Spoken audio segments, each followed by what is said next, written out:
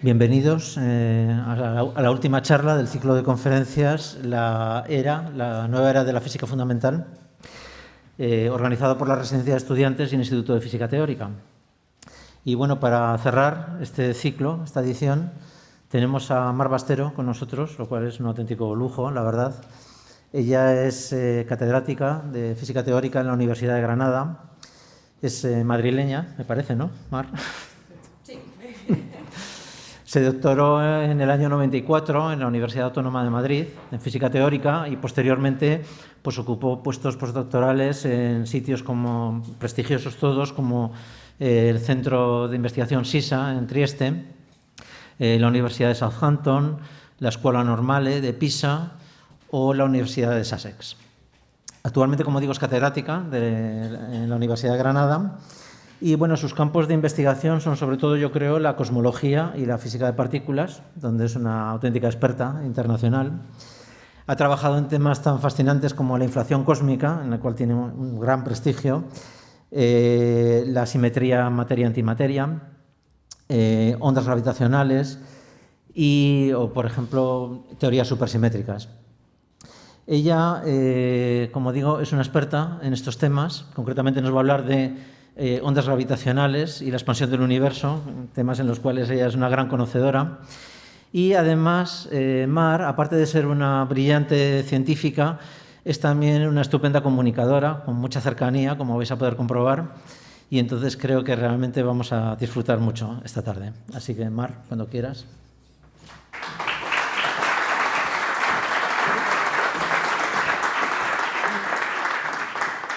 Muchas gracias y buenas tardes. Y bueno, muchas gracias a Alberto por la invitación. Realmente es un placer estar aquí.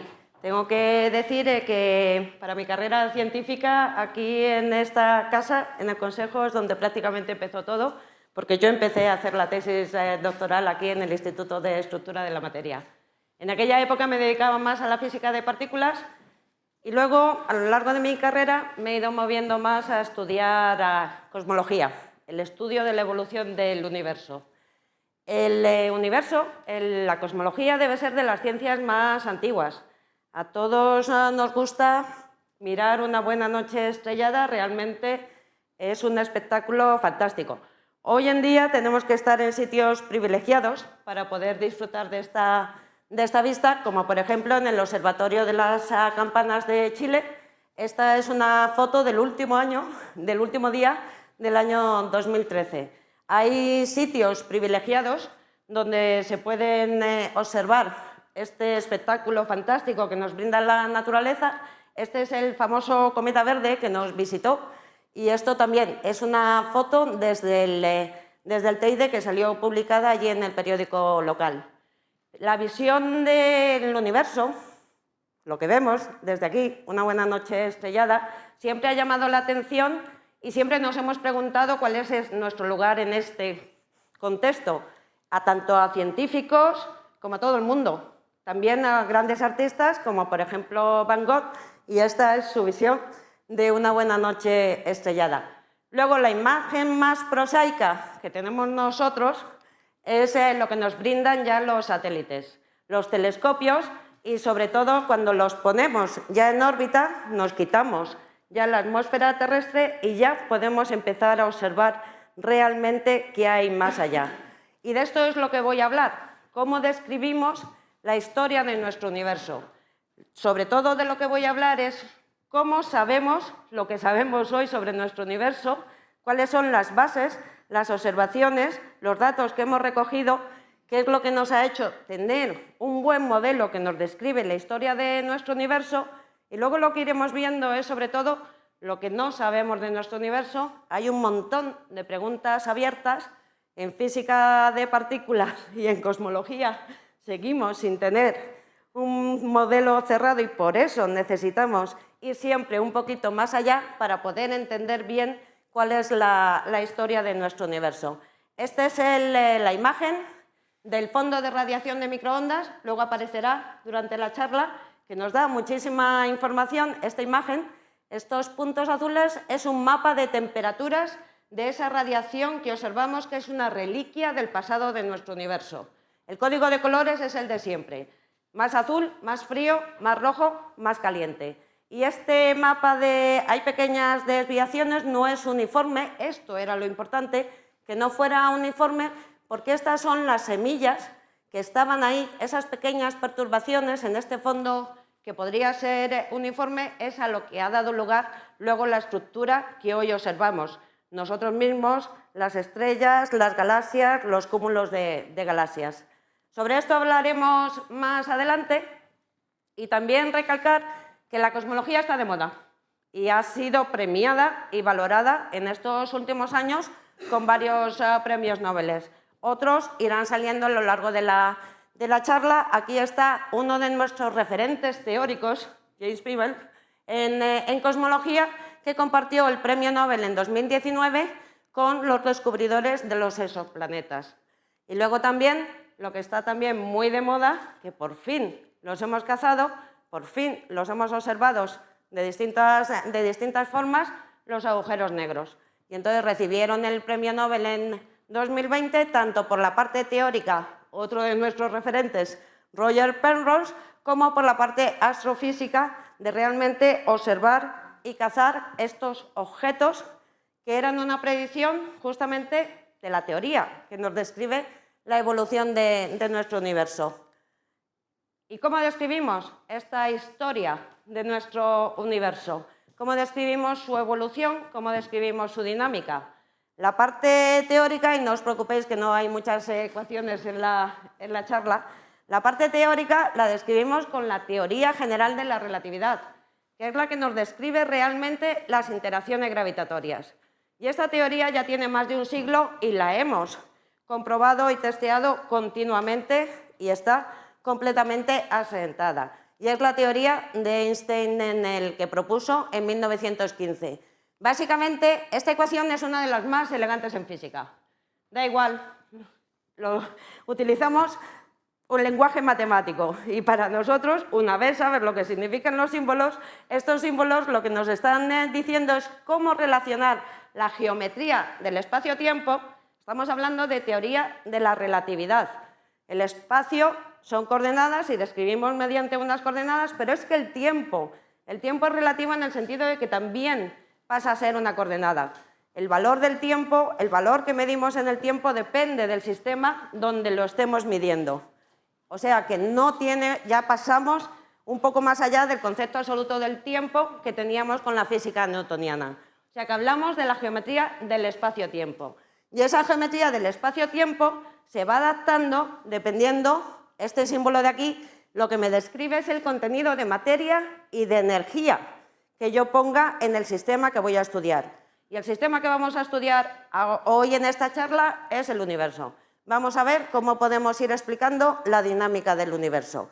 A partir de estas ecuaciones lo podemos explicar dependiendo de lo que pongamos en nuestro sistema, la cantidad de materia, esa cantidad de materia o de energía va curvando el espacio-tiempo y a su vez esa materia y energía siente el efecto de la curvatura. O sea que la cantidad de materia y energía es a la vez causa y efecto, la geometría es a la vez causa y efecto. Esto es lo que nos está diciendo esta ecuación. En el origen, de todas formas, ¿cómo describíamos la evolución de nuestro universo? Estas ecuaciones no son simples de resolver. Hay que hacer alguna hipótesis. ¿Y qué tipo de universo podíamos observar? Podíamos observar un tipo de universo que no hubiera cambiado y que en el origen fuera prácticamente lo mismo que observamos hoy en día, o podíamos observar algo más dinámico. Aquí está resaltado justamente que poco después vino Sir Hubble a decir, con sus observaciones, que el universo no era algo estacionario, el universo era muy dinámico, el universo estaba en expansión. La geometría del espacio y del tiempo se iba expandiendo. Eso quiere decir, básicamente, la métrica, la geometría, nos da la regla de medir. Y esa regla de medir es la que ha ido cambiando en el tiempo, dependiendo, eso sí, de qué es lo que pongamos desde el inicio hasta el final en la cajita que vamos a utilizar para estudiar la evolución. Estas ecuaciones, tan elegantes para los físicos, esta imagen, por lo menos en nuestro campo, es muy conocida y a mí me encanta. Estas son las ecuaciones de Einstein, sirve de referencia, en muchas películas también aparecen por ahí ahí en el fondo, en cuanto aparece una pizarra y algún científico por medio, fijaros que aparecerá la famosa ecuación de Einstein, más conocida, de la energía igual a la masa por la velocidad de la luz al cuadrado, y tarde o temprano la ecuación de Einstein. Y esto, pues, es una foto que circula por internet. Esto es una vía abandonada en los Andes bolivianos. Y alguien se subió con un bote de pintura y escribió las ecuaciones de Einstein allí con todo lujo de detalles. Es fantástico. De todas formas, lo que nos interesa a nosotros es justamente eso. Vamos a describir, según las observaciones, un universo que se está expandiendo, el volumen va aumentando a medida que pasa el tiempo, y tener en cuenta que como el tiempo y el espacio están relacionados, cuando nos refiramos a objetos lejanos, nos vamos a referir a objetos lejanos tanto en tiempo como en distancia. Están las dos relacionadas. Cómo se van alejando los objetos es lo que tenemos que decidir dependiendo del contenido de materia y energía. ¿Cómo lo observamos? Necesitamos datos. Necesitamos ahora empezar a fijar un poco ese contenido de materia y energía o lo que es la geometría del espacio-tiempo. De nuestro universo, la información la recibimos a través de la luz. Es lo de mirar la noche estrellada que hacían los griegos. Lo que pasa es que ahora lo hacemos con mejores telescopios y mucho más sensibles. Entonces, básicamente, toda la información que vamos a recibir, o que habíamos recibido hasta hace poco, era justamente a través de la luz que nos llega a los distintos telescopios.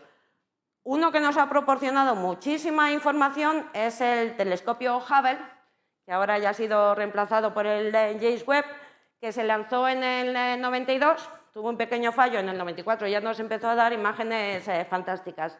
Y esto, a través de la información que recibimos del espectro electromagnético, podemos ir empezando a deducir con nuestras ecuaciones cuál ha sido la evolución del universo. ¿Y qué es lo que observamos? El universo está en expansión.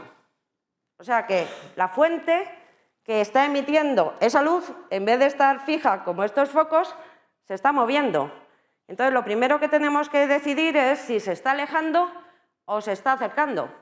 Cuando miramos en conjunto a distancias grandes y en promedio, lo que descubrimos es justamente lo que dijo Hubble, que se estaba alejando, es decir, que el universo se estaba expandiendo.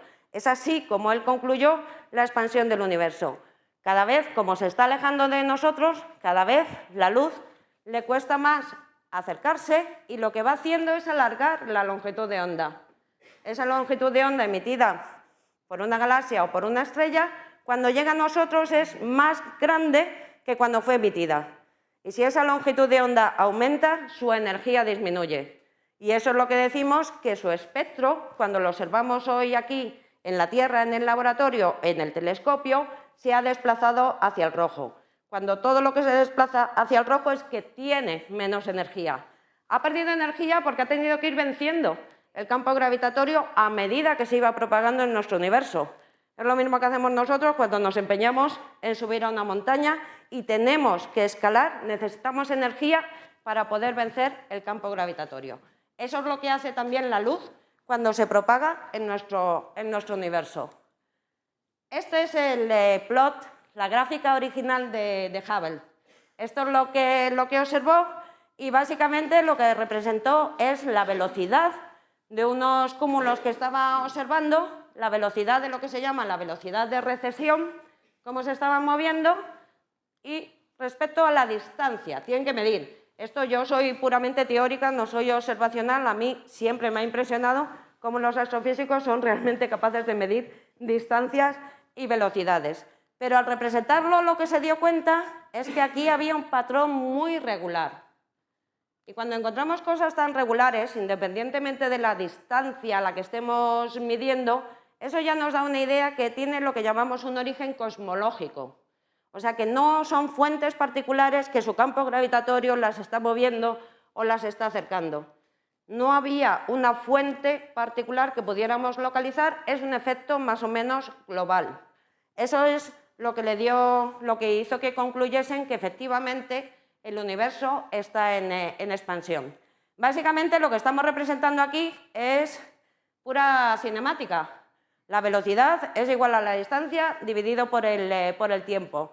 Lo que pasa que lo que observó es que esa velocidad, ese movimiento era siempre proporcional a la distancia. Y ese es un parámetro fundamental y en honor a Hubble lo llamamos el parámetro de Hubble.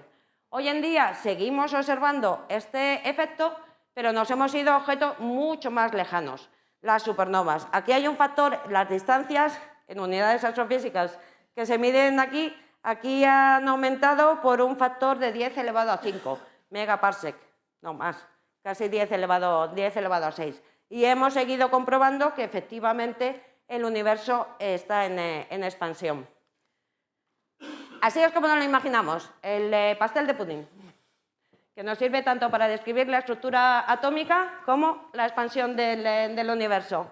Esto es la colaboración, una de las colaboraciones que observó el Fondo de Radiación de Microondas, que va a salir luego, WMAP, pues hizo esta representación que a mí me gusta mucho.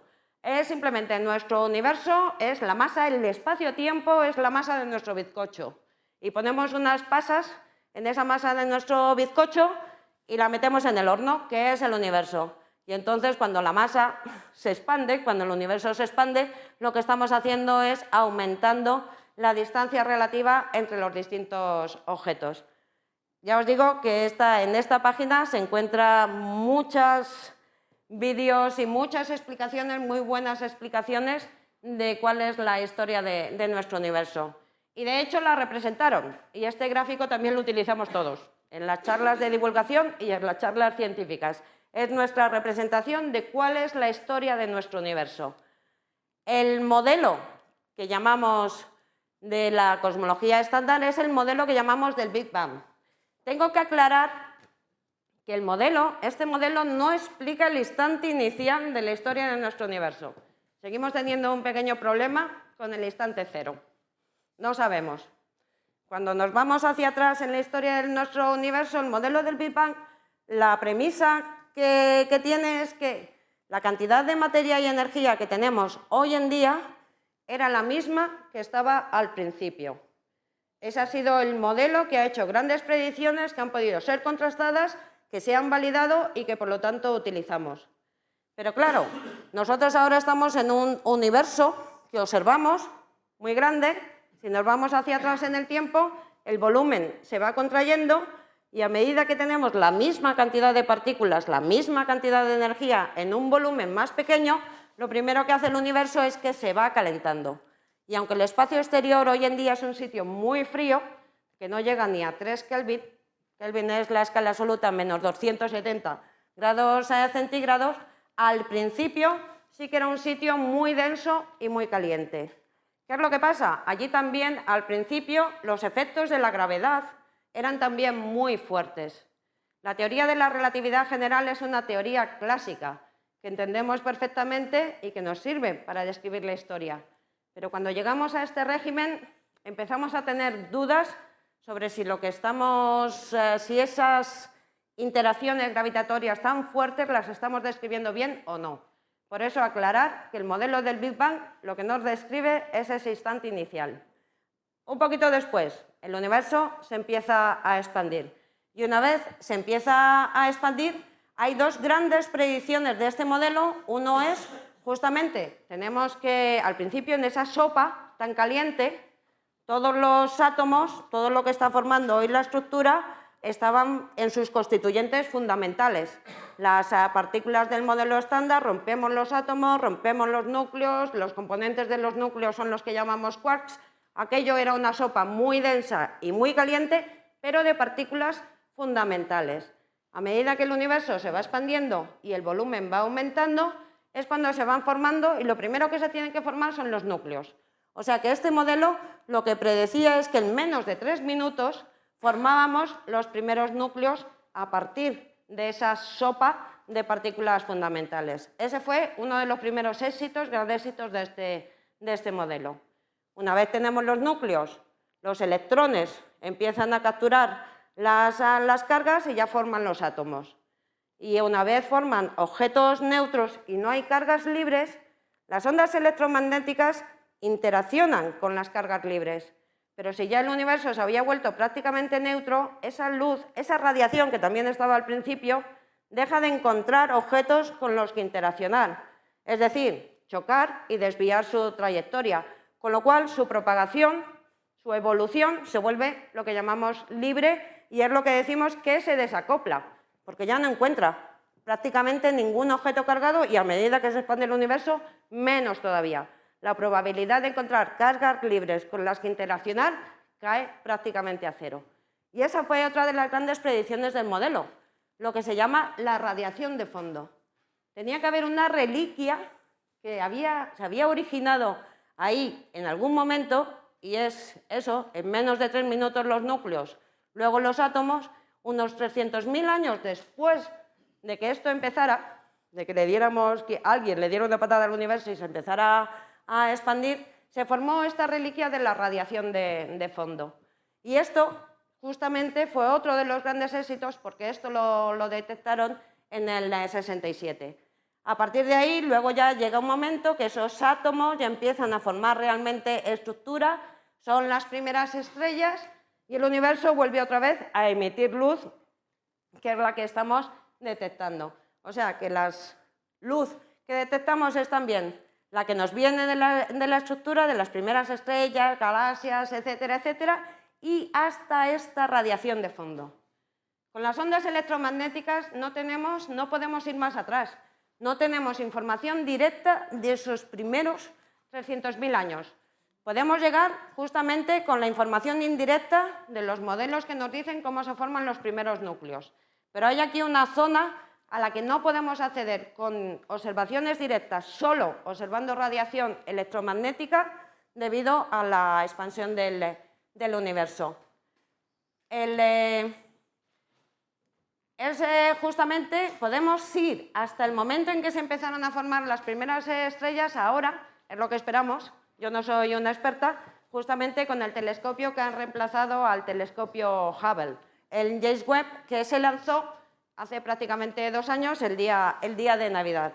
Y eso es lo que esperamos ver, justamente hasta ese instante, hasta cuando otra vez el universo enciende las luces y otra vez empieza a emitir radiación electromagnética.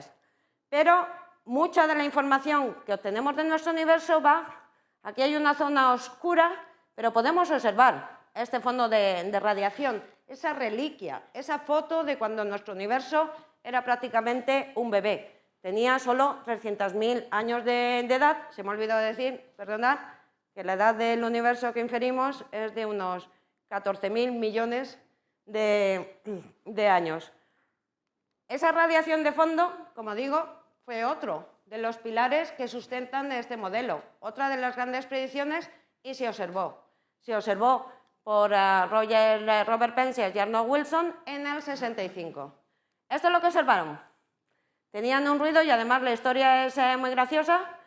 Es el fondo de radiación de microondas porque ellos lo que observaban era un ruido en su experimento, en su antena, esta es la antena original, la foto. Lo que obtenían era un ruido en el rango del microondas.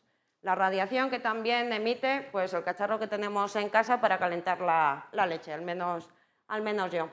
Y realmente esto les traía de cabeza otra vez. Esto es un fondo.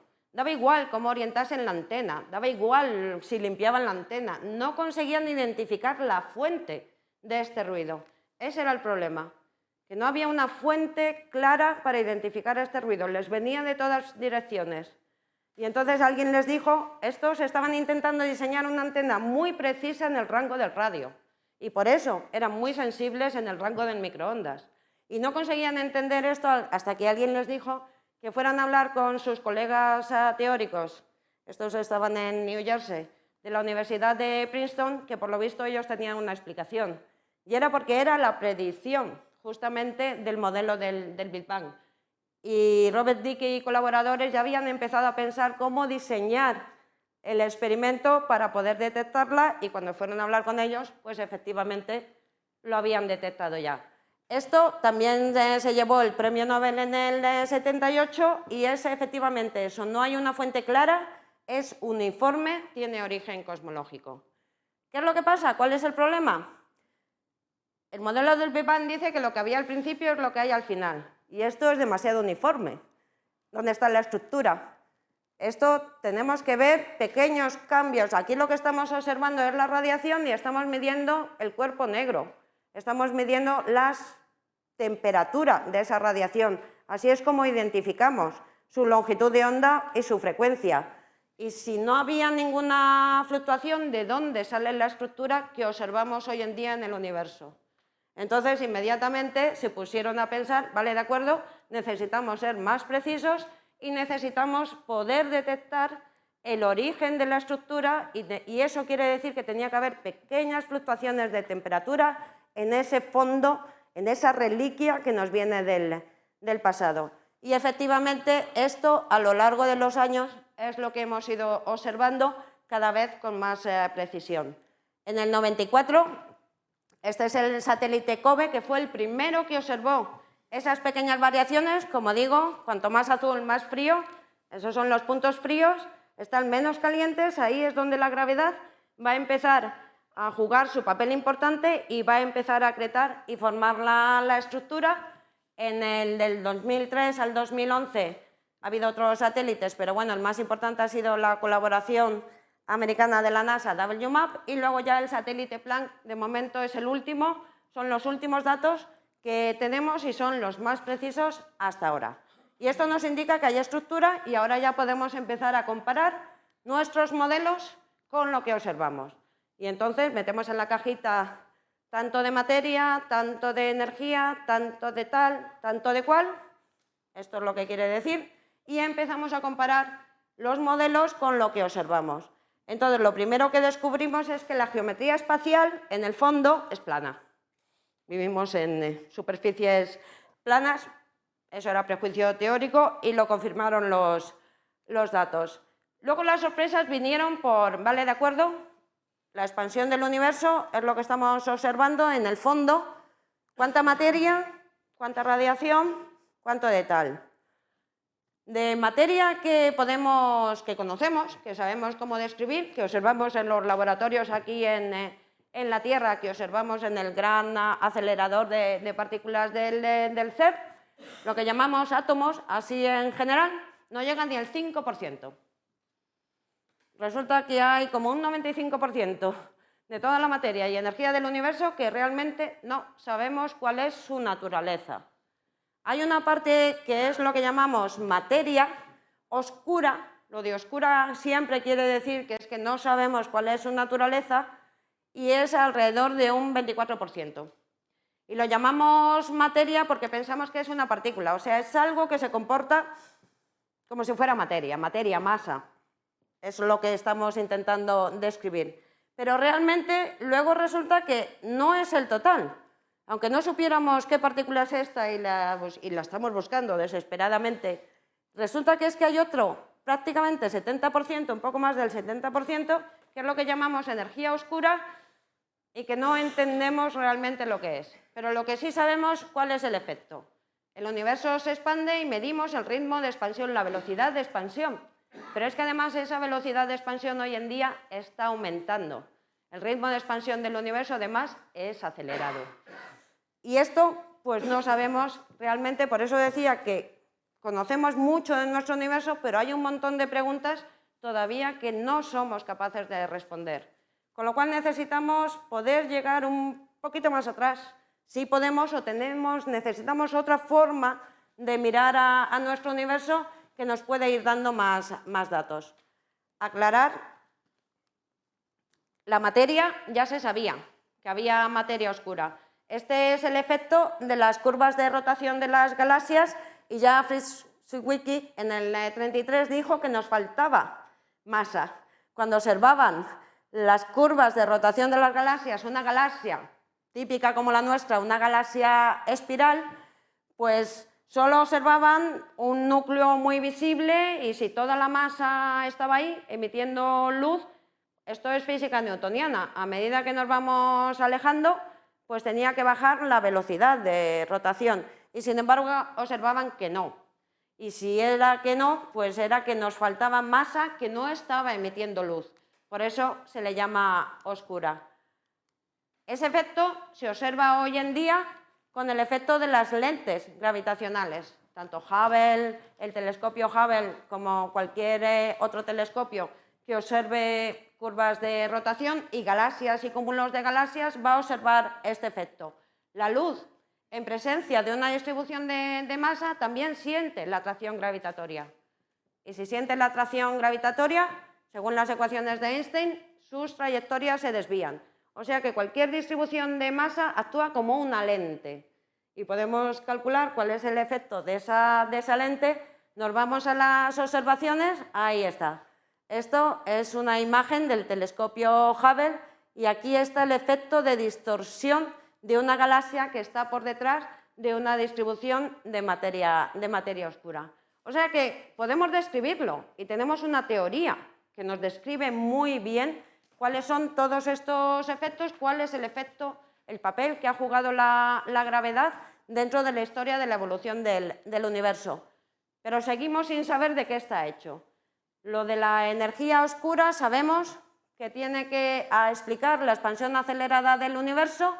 Para poder observarla, por eso hemos tardado más en hacerla, nos tenemos que ir a objetos muy lejanos, y objetos muy lejanos quiere decir hacia atrás en el tiempo, para poder empezar a pillar ese instante en el que la expansión del universo se empezó a acelerar. Y esos objetos son las supernovas. Son los objetos más brillantes que podemos observar.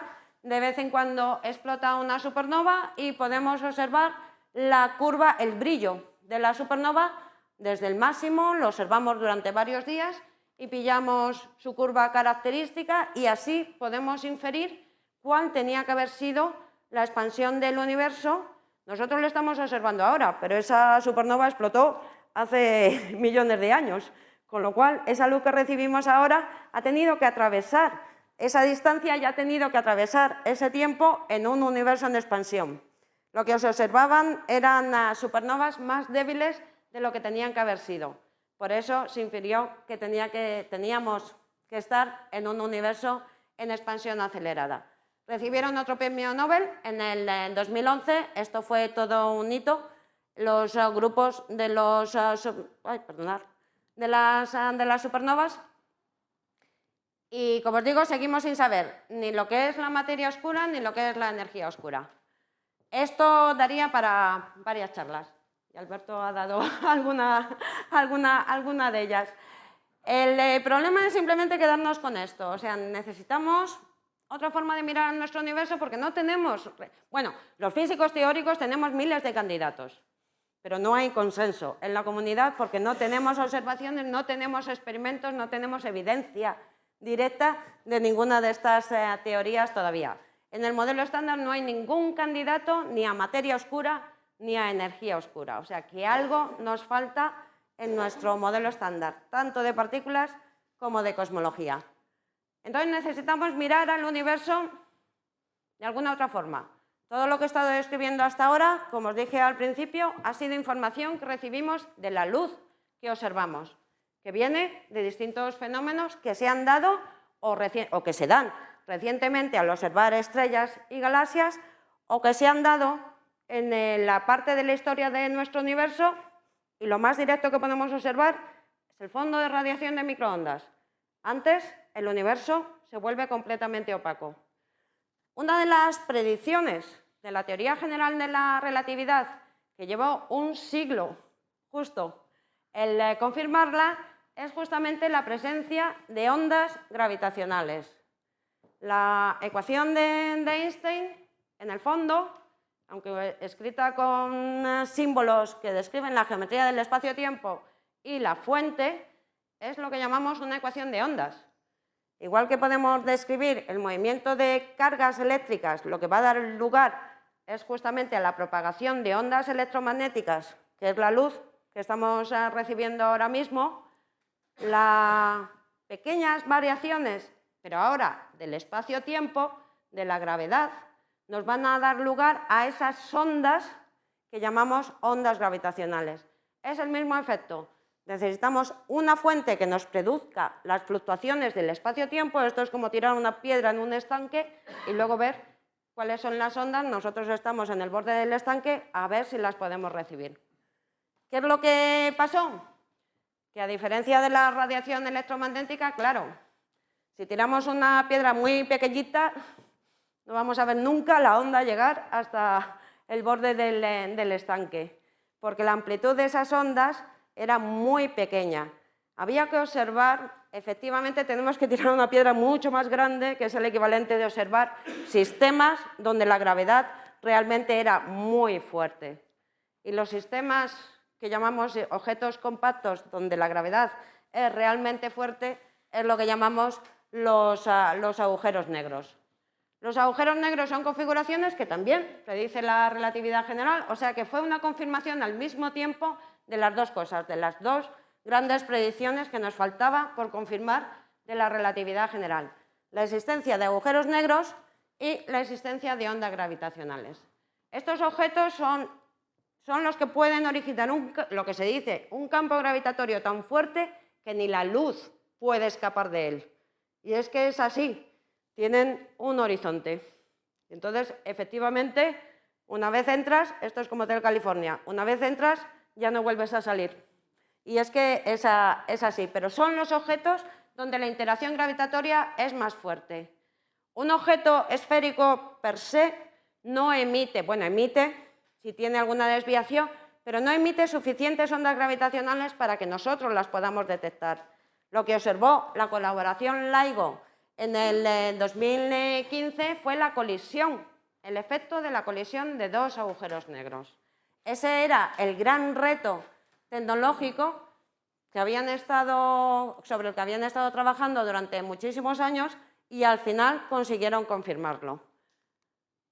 Los responsables también recibieron, por supuesto, el premio Nobel, y estos son los responsables de la parte teórica, otro de nuestros referentes, Kip Thorne, de la parte, el que diseñó, vamos a llamarlo así, la antena para poder detectar estas ondas gravitacionales, y luego realmente el que dirigía la colaboración, porque cuando pones juntos a físicos teóricos, físicos experimentales, etcétera, necesitas a alguien que te dirija, si no, no llegas a ningún sitio. Kip Thorne, quizás el nombre no suene, no sé si sois muy fans del cine de ciencia ficción, pero si habéis visto la película Interstellar, que también puso de moda los agujeros negros, Kip Thorne era justamente el asesor técnico y científico de la película, y él trabaja como asesor científico de muchas de estas cosas. O sea que las simulaciones que aparecen allí estaban basadas en lo que les decía Kip Thorne. La colaboración LIGO, ¿cómo lo detectaron? Estos son interferómetros. Estos son interferómetros y la colaboración LIGO está en Estados Unidos, y son dos. Uno está en Hanford y el otro en Livingston. Están separados unos 3.000 kilómetros y lo que hacen es detectar la señal en coincidencia. Si lo detectan, si pasa por uno, pasa por otro. Estas ondas gravitacionales se mueven a la misma velocidad que la velocidad de la luz. Se me ha olvidado decirlo. Y la velocidad de la luz son 300.000 kilómetros por segundo. O sea que la diferencia, si pasa por un lado o tiene que pasar por el otro, es de milisegundos. Entonces, estos ahora, hoy en día, ya hay otros detectores más pequeños. Uno está en Europa, la colaboración Virgo, en Italia. Luego también está Kagra en Japón, y más pequeñito GEO, que era como un prototipo en Alemania. Y ya se planea la siguiente generación de detectores de este tipo de interferómetros también en la India. Y decir que nosotros en España participamos activamente en estas colaboraciones, sobre todo el grupo de las islas, la Universidad de las Islas Baleares, y el grupo de Valencia, que está en Virgo. Y hay otros muchos científicos y cosmólogos y astrofísicos en España trabajando en estas colaboraciones. El principio básico es un interferómetro. Eso quiere decir, lo de interferómetro es que tú mandas un láser, vuelta para aquí, vuelta para allá, y tienes dos brazos. Y entonces en algún momento esa onda la hace superponer, y miras el patrón cuando se superponen las ondas, que es el patrón de la interferencia de las ondas. Entonces lo que hacían básicamente era diseñar el experimento para que cuando se superponían, si no había pasado nada, eso lo que te daba es un patrón de interferencia constructiva. Las ondas gravitacionales son perturbaciones del espacio-tiempo. O sea que las ondas gravitacionales lo que perturban son las distancias. Si te pasa una onda gravitacional por el brazo del interferómetro, lo que estás variando ligeramente es la distancia del interferómetro. Y el patrón de interferencias depende directamente de esa distancia entre los brazos. O sea que era así como habían diseñado para cazar las ondas gravitacionales. Si pasaba una onda gravitacional, el patrón de interferencias tenía que cambiar. Y eso es justamente lo que consiguieron. Y claro, consiguieron detectar cambios en las distancias del orden de una milésima parte del tamaño de un protón. Esto es algo del orden de 10 elevado a menos 17 metros. Fue todo un reto tecnológico, pero lo consiguieron. Había que eliminar todo el ruido. Tener en cuenta que aquí cualquier pequeño, hasta alguien pasando cerca, podía variar el patrón de interferencias. Fue todo un reto tecnológico, a mí siempre me alucina que lo consiguiesen. Hay un vídeo que me gustaría mostraros, que es en la colaboración LIGO. Si entráis en la página tienen vídeos fantásticos. Este es que a mí siempre me ha hecho mucha gracia. A ver. ¿Por qué es eso? Este es el efecto amplificado. Empieza a pasar la onda gravitacional. Ese viento que parece que pasa por allí. ¿Y qué es lo que hace? Variar distancias, variar volúmenes. Entonces, eso es lo que tendría que hacer. No sé si se ha visto. A ver si consigo. Ahí.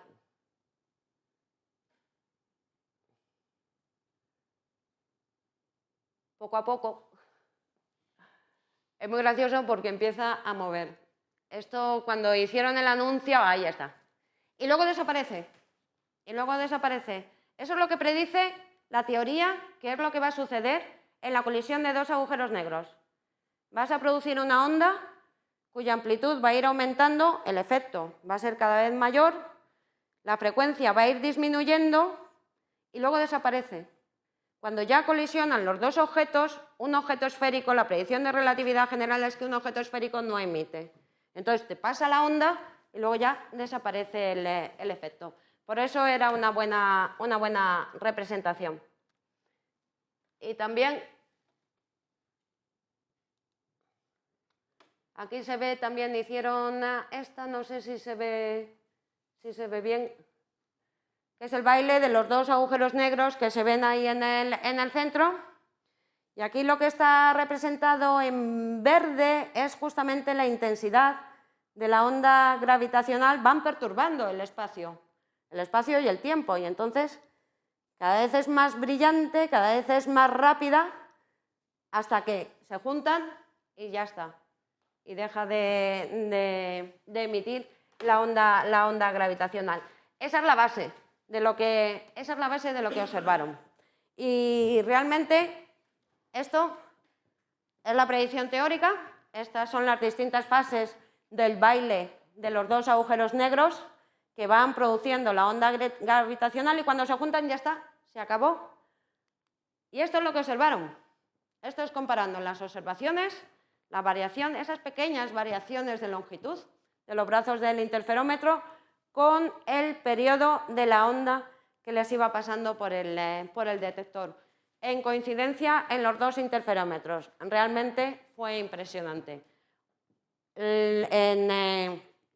Está superpuesto la predicción teórica y los datos. La predicción teórica que obtenemos de nuestras fantásticas ecuaciones de Einstein. Y luego ya han ido acumulando, durante todos estos años de observación, han ido acumulando eventos, y también esto supone un reto, porque ellos lo que infieren es cuáles son las masas de esos agujeros negros para que puedan explicar cuál es la señal que les pasa por el detector. Entonces van haciendo estas representaciones de los eventos, que estos dos aquí, que les da este agujero negro aquí al final, y estos son lo que ellos van observando, y esto es lo que los astrofísicos de los modelos de evolución estelar y de cuál es el final de la vida de la estrella, sobre todo después de una explosión de supernova, de cuáles eran las masas que podían tener lo que llamamos los agujeros negros estelares. La unidad aquí, esta es en masas solares. Esto es nuestro Sol y a partir de ahí vamos aumentando. Realmente durante todos estos años de observaciones han aumentado el catálogo y ahora tenemos toda esta fantástica representación de todos los eventos. Los agujeros negros son los objetos más compactos, el campo gravitatorio más fuerte. El siguiente en la lista, el segundo, son las estrellas de neutrones. Una estrella puede terminar en una explosión y luego en un agujero negro, o puede terminar en una explosión que manda fuera todo, absolutamente todas las cargas, y lo único que nos quedamos son con los neutrones que forman los núcleos. Y esos son objetos muy compactos que en principio también darían lugar a una señal que podrían detectar en sistemas de dos, que podrían detectar. Han detectado unas pocas, pero otro de los interrogantes es por qué no han visto más. Pero bueno, quizás es que con este detector no podemos. Entonces, el futuro. ¿Por qué esto es importante? Estoy hablando de objetos astrofísicos, aunque están a millones de años luz, en el fondo, en el contexto cosmológico, esto es cercano. Hay que recordar que evidencia ya teníamos. Por eso realmente se iba detrás a la caza de la evidencia directa de las ondas gravitacionales. Existía evidencia indirecta. Esto es lo que se llama el pulsar Hulshan-Taylor, que fueron los que lo observaron en el 74, y es también un sistema binario. Y que por lo tanto va a emitir también, mientras están danzando ahí una alrededor de otra, va a emitir ondas gravitacionales. La diferencia es que aquí tenemos, estos son estrellas de neutrones, una básicamente que no está girando sobre su eje y la otra, las estrellas de neutrones son como faros. Cuando están girando emiten también radiación electromagnética, que esa la sabemos observar muy bien, bueno, yo no, los astrofísicos la saben observar muy bien, en este caso en radio, en el rango del radio, o sea que este pulsar lo identificaron muy bien y lo han ido observando durante más de 30 años.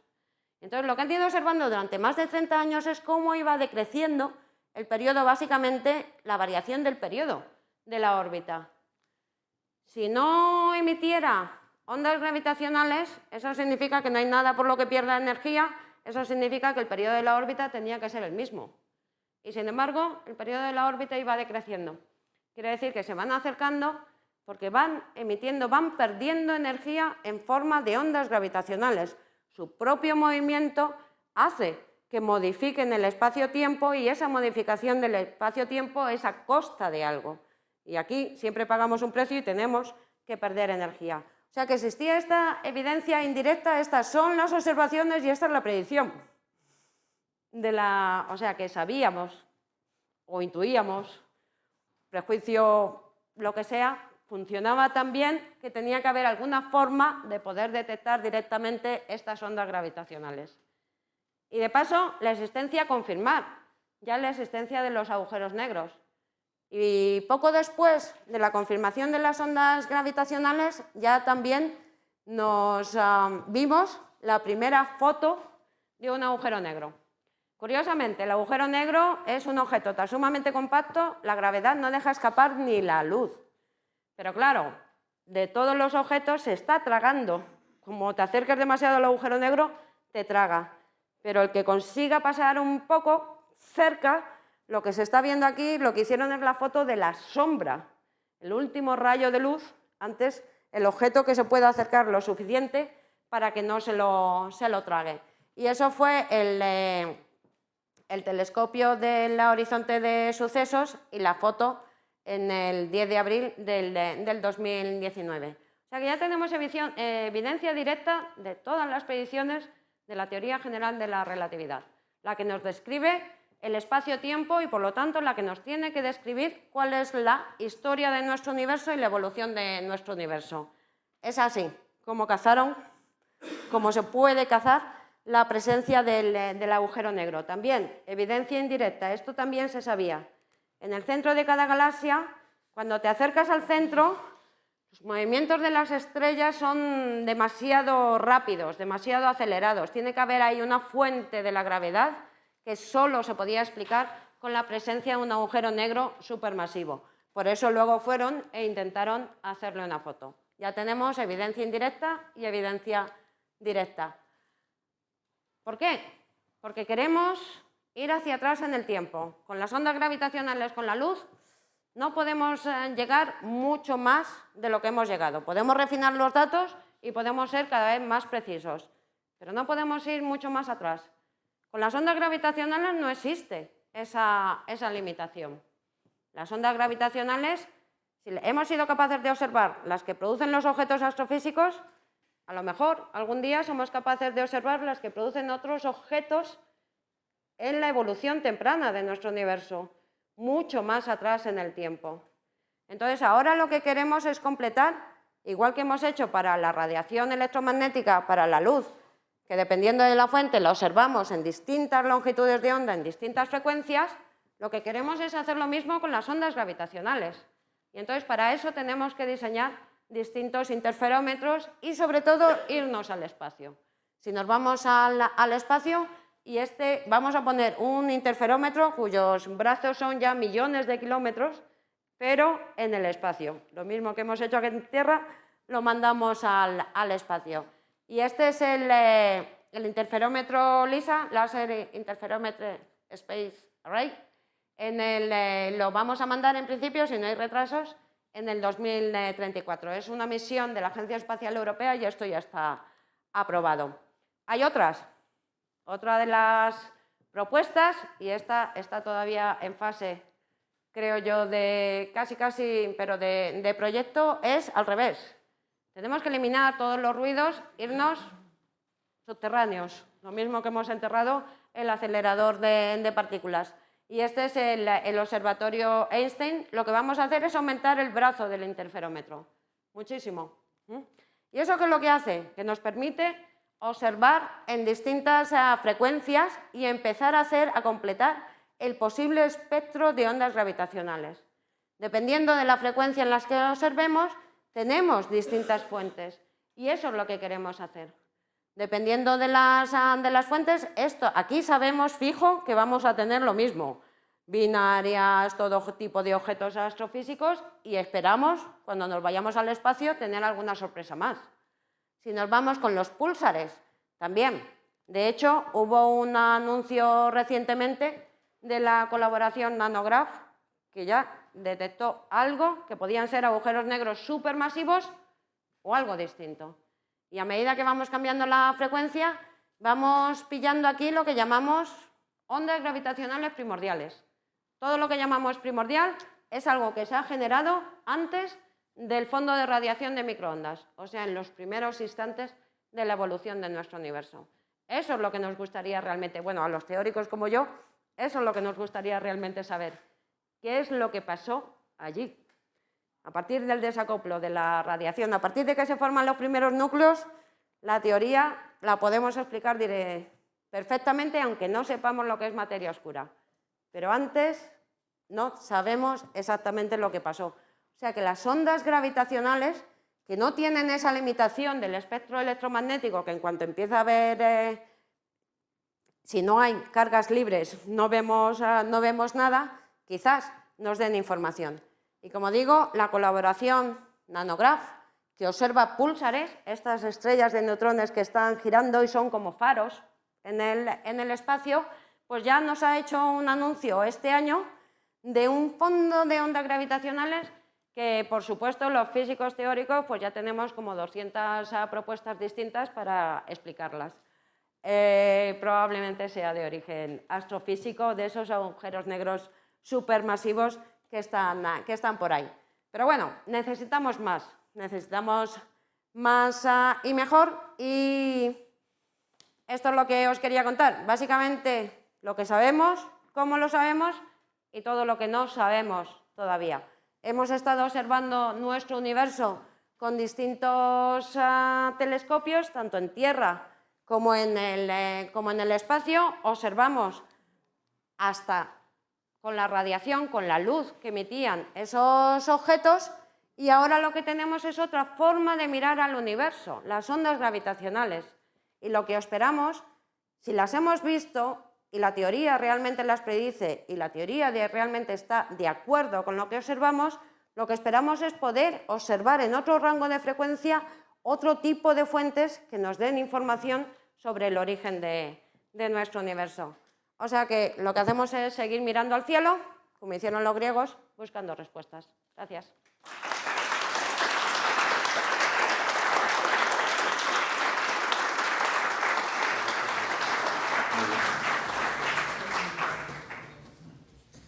Bueno, muchísimas gracias a Mar por esta fantástica presentación sobre temas tan fascinantes. Entonces ahora tenemos un turno de preguntas, así que pueden intervenir. Esperen a que les pasen el micrófono para que también quede constancia.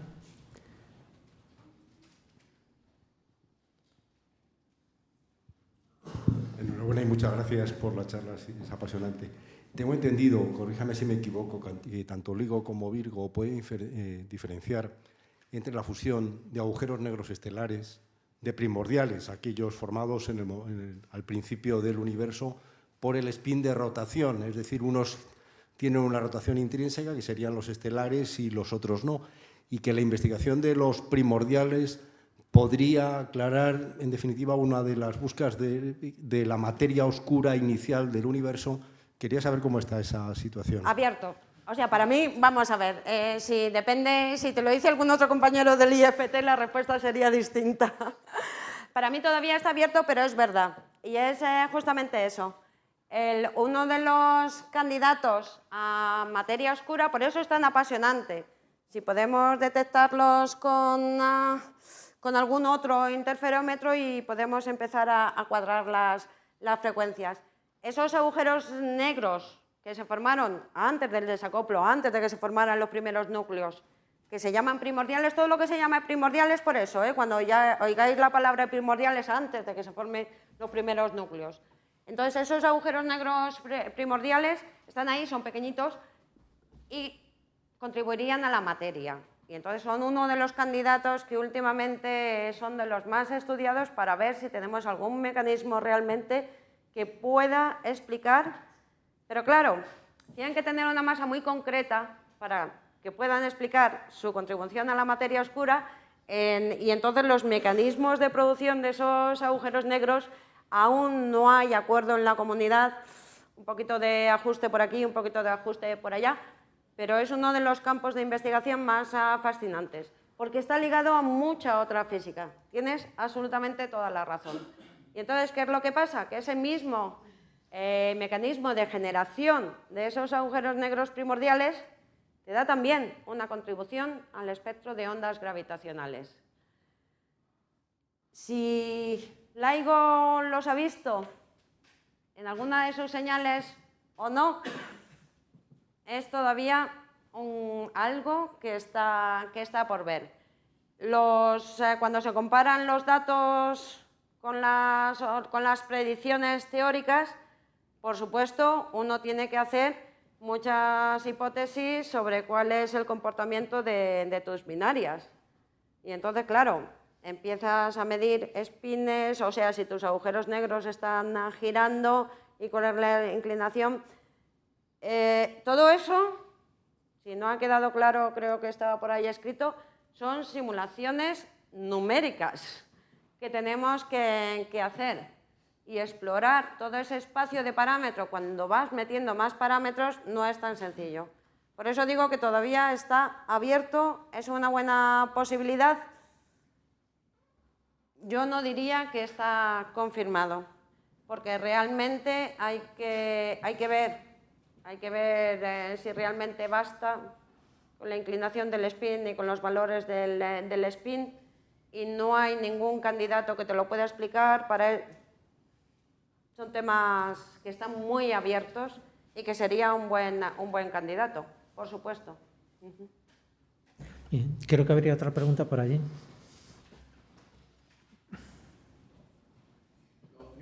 Un momento, espera un momento. Una pregunta. ¿La expansión del universo hasta cuándo? ¿Y cómo afecta a nuestra galaxia? Buena pregunta. Yo cuando hago también algunas veces solo sobre la expansión del universo, es una buena pregunta. Y cuando digo que el universo se está expandiendo y las galaxias se están separando unas de otras, resulta que nosotros en el sistema local tenemos una que se está cayendo sobre nosotros, o nosotros sobre ella, que es Andrómeda. O sea que la pregunta del millón es, ¿qué es lo que va a pasar antes? Que se nos caiga Andrómeda, que se nos apague el Sol, o que de repente el universo se empiece a expandir de alguna forma rara. ¿La expansión del universo hasta cuándo? Pues depende justamente de qué es la energía oscura. Nosotros sabemos que hoy la expansión es acelerada, que no era acelerada cuando se formaron los primeros núcleos ni cuando se desacopló el fondo de radiación de microondas, ni cuando prácticamente cuando se empezó a formar la estructura. Esa expansión acelerada, alguien ha pisado el acelerador hace poco en la historia del universo. Pero como no sabemos qué es la energía oscura, tampoco sabemos si va a seguir o se va a parar. Si esto es simplemente, entonces depende mucho, puede que simplemente se siga expandiendo de forma acelerada con aceleración constante y lo que va a pasar es que nos vamos a alejar todos unos de otros y, como decía otro cosmólogo de referencia, Rocky Cole, esto va a terminar siendo un sitio muy frío y muy solitario, porque no nos vamos a ver. No vamos a ver absolutamente nada porque la expansión del universo va a limitar. Como la velocidad de la luz se mueve a una velocidad constante, no vamos a poder recibir ya la señal de nada. Ahora bien, puede que cambie. Si la energía oscura cambia el ritmo de aceleración, pues puede que volvamos a tener otro ritmo de expansión. Hay también modelos que dicen que esto es cíclico, que esto empieza a expandirse, llega un momento que deja de expandirse, se empieza a contraer y vuelta a empezar. Entonces, el saber realmente qué es la energía oscura es lo que necesitamos para saber cuál va a ser el futuro de nuestro universo. Muy bien. ¿Había más preguntas por aquí, creo? Sí.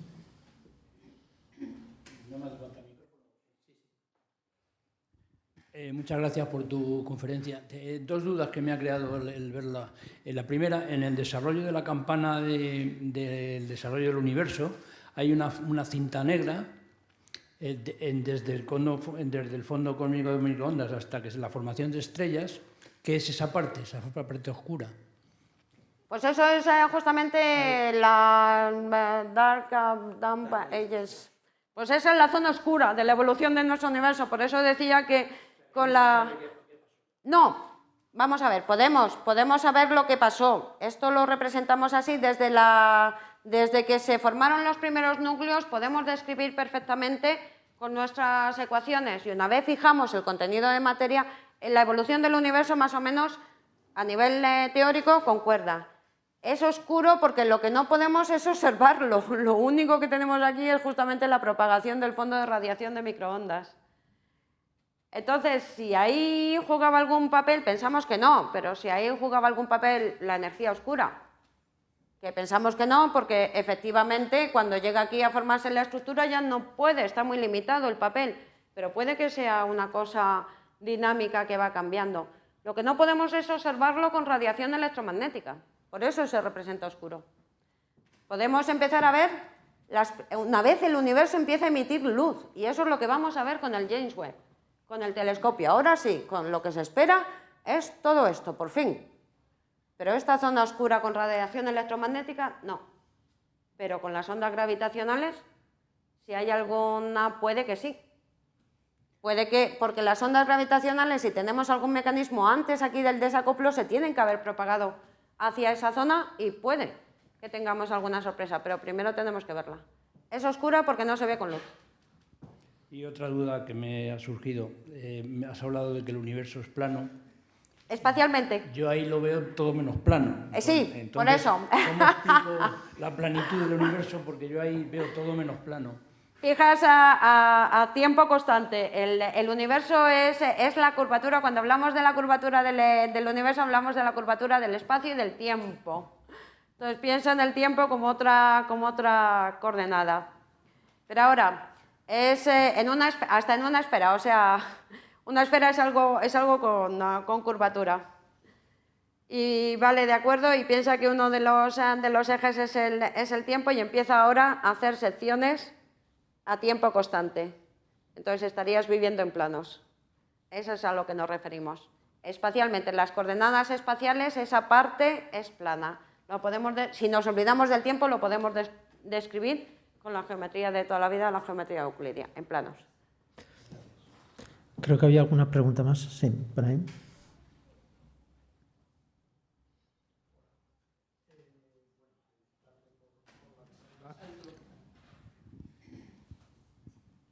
Felicitarte por la charla y quería hacerte dos preguntas. Una, no sé si serán oportunas. Una es, con LISA, ¿podremos llegar a saber de dónde nos vienen esas ondas? O sea, dirección. Sí. En cuanto, porque además, se pretende poder identificar, si tienen una fuente, se pretende poder identificar también la fuente. Yo los detalles técnicos no lo sé, pero en principio ese es el objetivo, Sí, que podamos saber de dónde vienen. Se supone que entonces juntarlo con observación electromagnética y de neutrinos de la misma zona, ¿no? Exactamente, aquí se combina absolutamente todo. Si tiene una fuente, o sea, si es una fuente astrofísica clara, se va a juntar se hace el análisis con otras observaciones, dependiendo de qué es lo que te lo esté produciendo. Y si lo que estamos detectando es como el fondo de radiación de microondas, es la luz ahí que nos llega de todas direcciones. Si lo que detectamos, como dicen los de Nanograph, un fondo, tienen ahí una señal inequívoca que de los varios púlsares les estaba atravesando los púlsares, eso es como la radiación que les estaba atravesando, pues si la podemos observar con otros, como hemos hecho con el fondo de radiación de microondas, se observa en varias frecuencias. Y entonces, si la podemos observar en varias frecuencias, pues podemos identificando. Si no hay una fuente concreta, es un fondo, pero lo tenemos que observar en varias frecuencias. Y si hay una fuente concreta, el objetivo es poder identificarla. ¿Sí? Vale, gracias. Y la segunda es, las ondas, bueno, pregunta obvia, gravitatorias o gravitacionales, ¿sufren algún tipo de efecto Doppler o no?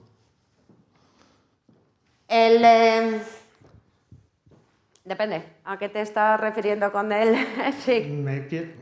Así al primer bote, de si sufriera algún tipo de efecto Doppler, pues a lo mejor había diferencias en que se hubiera producido como más lejos o que fuera más cercano y más potente. Sí, exactamente. O sea, todo depende de cuál sea el origen de la onda. En ese sentido, sí. El efecto Doppler aquí cosmológico es sentir la expansión del universo durante su propagación. Y sí, lo mismo que las ondas electromagnéticas. Entonces todo depende, si lo que estamos observando son objetos más cercanos, entonces eso es absolutamente despreciable para los objetos que ha observado LIGO. Y si lo que queremos empezar a observar ya son primordiales, lo que llamamos primordiales, sí. Cuando hacemos los cálculos, ese efecto está incluido por defecto. Sienten la expansión del universo. Me parece que hay una pregunta al fondo para ir repartiendo un poco. En todo caso, mi pregunta es, ¿qué es lo que hace que una onda gravitacional se vaya diluyendo a lo largo del tiempo? ¿Se vaya, perdona? Diluyendo. La propia... La amplitud que se vaya bajando. La propia expansión del universo. Lo que no cambia es la velocidad. La velocidad a la que se propagan es la propagación de la luz. Pero ten en cuenta que es la información que nos da la onda es la energía que llevan. En realidad las ondas electromagnéticas lo que llevan en sí, lo que nosotros podemos calcular, nuestra onda, su amplitud va a estar directamente relacionada con la energía que va acumulando, que transporta la onda. Esto es un oscilador armónico un poco más sofisticado, básicamente. Y entonces es el mismo efecto. Al irse propagando, la expansión del universo hace que la energía vaya disminuyendo. Siempre, sea materia o sea radiación. Da igual. Y entonces es el mismo efecto. El efecto de la expansión del universo, irse moviendo en un volumen que va cambiando y cada vez tienen que recorrer más distancia.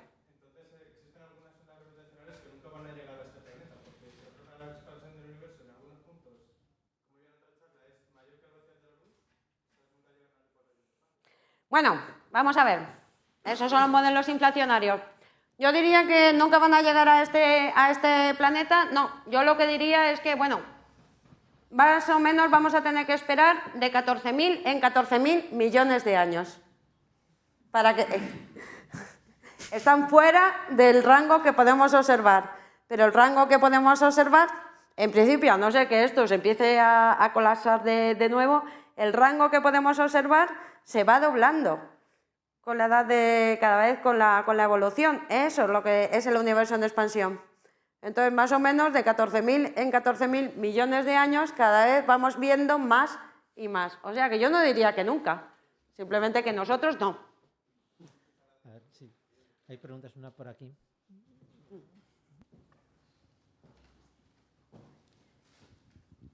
Otra pregunta relativa a la expansión del universo y con el ejemplo que nos ha puesto del bizcocho en el horno. Tengo entendido que la expansión del universo se produce a una velocidad superior a la velocidad de la luz. Las galaxias se alejan una de otra a una velocidad superior a la velocidad de la luz. No.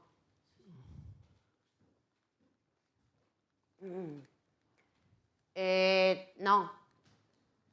Eso es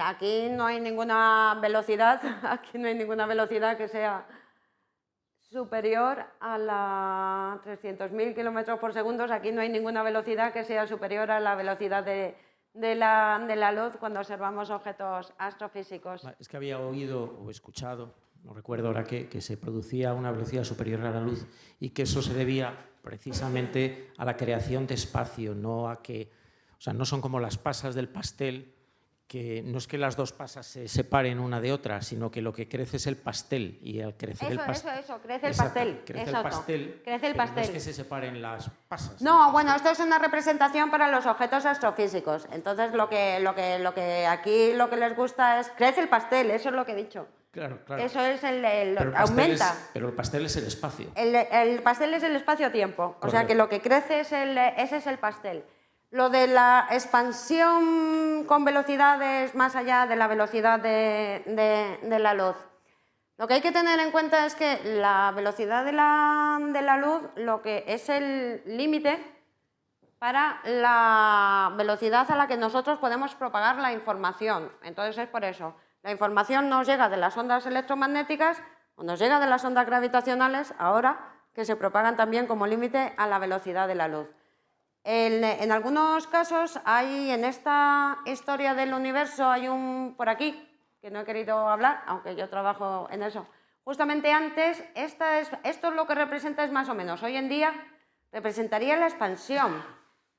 Esto es aquí que parece que empieza otra vez a tomar esa forma campanada, es porque se empieza a acelerar otra vez la expansión. Y aquí lo que se representa es justamente, aquí de repente esto aumenta. Es ahí donde ese ritmo de expansión sí que supera la velocidad de la luz. El ritmo de expansión. La información que podemos recibir de ese periodo no. Y por eso la parte del universo que podemos observar es limitada y a medida que se va expandiendo el universo podremos ir pillando más. Vale, muchas gracias. O sea que es en ese periodo. Hay muchas preguntas y nos estamos quedando sin tiempo, entonces vamos a intentar abreviar. Ahí hay una.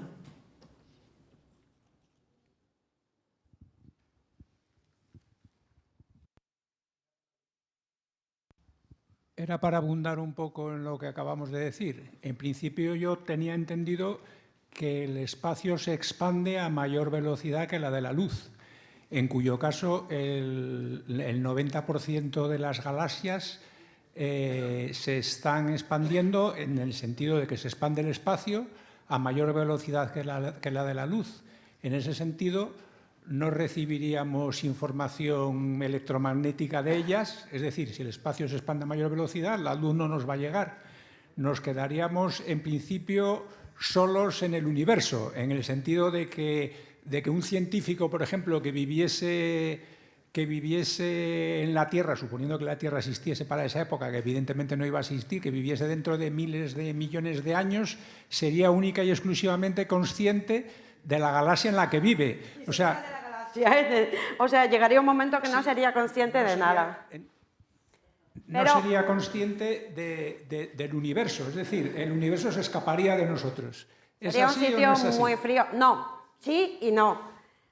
Está relacionado con el final o con lo que va a pasar. Entonces, ¿qué es lo que pasa? El universo se está expandiendo de forma acelerada, pero todavía esa expansión acelerada lo produce un 70%. No, es verdad que yo no me fijo en esos números, no lo sé si con el 70% da ya para que sea ahora superluminal, que es lo que más allá, mayor que la velocidad de la luz. Si llega a ser, pero como esa energía es la que empieza a dominar, si esto sigue así, en el momento que llegue a ser el 100%, entonces sí. Y entonces terminaremos, efectivamente, como le decía al compañero, que ya no podemos recibir información de nada, estamos demasiado separados unos de otros y esto va a ser un sitio oscuro, frío y vamos, muy poco atractivo. Pero no sabemos, porque no sabemos qué es la energía oscura, no sabemos si esto va a terminar así. Necesitamos más observaciones, puede que no. O sea que en el momento que llegue al 100%, sí. Ahora con el 70%, buena pregunta y en cuanto vaya a casa me lo calculo. Sí, pero aparte de lo que pueda pasar con la materia oscura, con la energía oscura que tiene efectos expansivos, también habría que saber lo que va a pasar con la materia oscura que tiene efectos contractivos.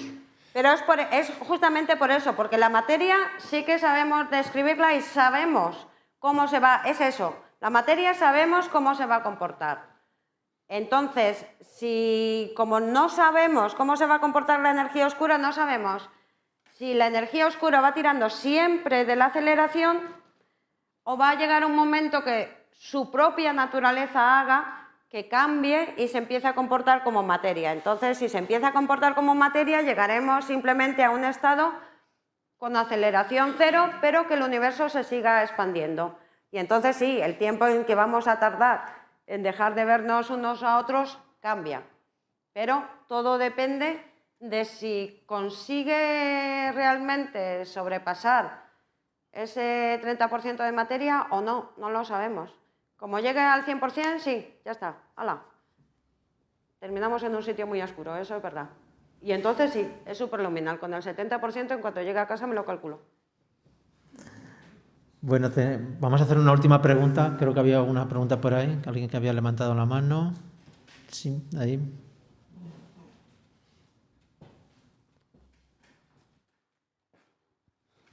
Perdón por preguntar otra vez. Como es experta en física de partículas y ahora se ha pasado a la cosmología... Bueno, tengo aquí al que me va a ayudar con la pregunta entonces. De alguna forma, yo creo que la pregunta es obligada. ¿Cómo está la situación ahora mismo de la gran unificación entre las cuatro fuerzas, nuclear, fuerte, débil y sobre todo con la discordante y puesto después de la charla de gravedad, que es la gravedad, ¿no? Pues yo cuando empecé justamente era cuando todavía teníamos el impulso ahí de estudiar los modelos de gran unificación y yo empecé estudiándolos entonces.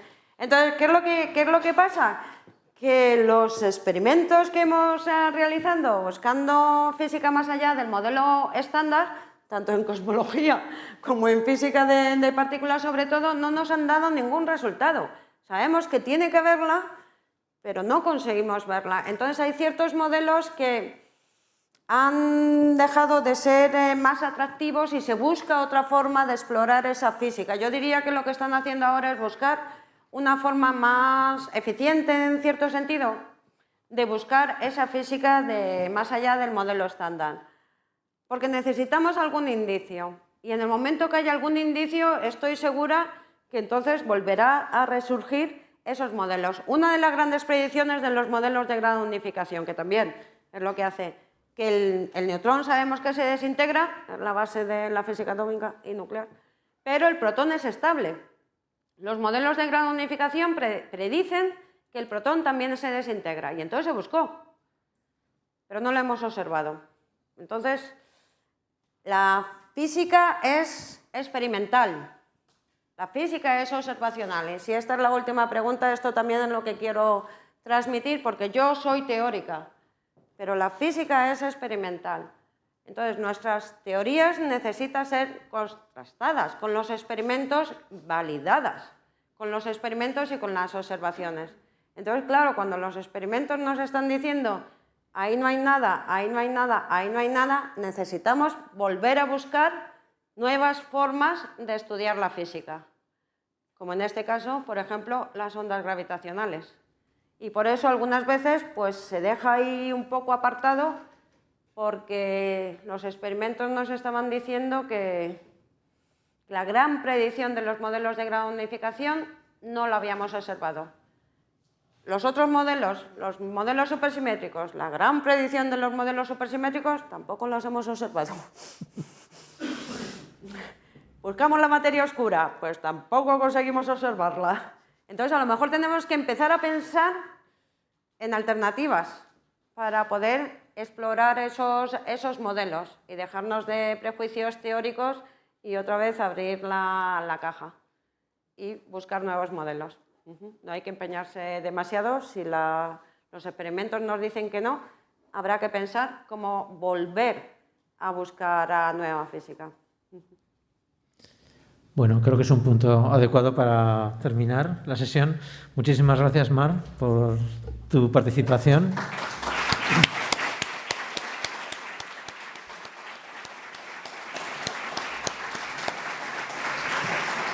Y bueno, si queréis repasar la charla, en algún momento se colgará en YouTube, en el canal del IFT, entonces así podéis repasar, incluso hacer preguntas a través del canal.